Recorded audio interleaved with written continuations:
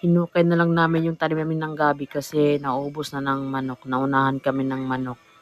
Pinapadami namin sana kaso lang tinutuka ng manok yung laman. So ngayon, yung ibang mga malalaki ay binunot na lang namin. Kaya namin hinahayaan kasi pag mga ganyan mga malalaki na mabilis na nagbigay ng mga suyo.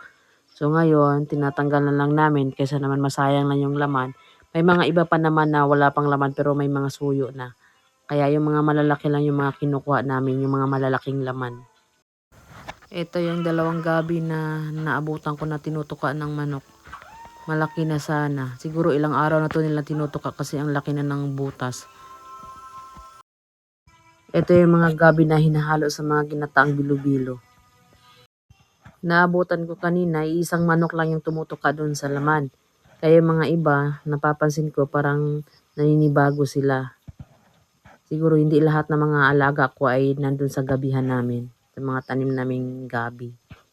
Kasi naninibago sila nung binigay ko sa kanila yung tira nilang na gabi.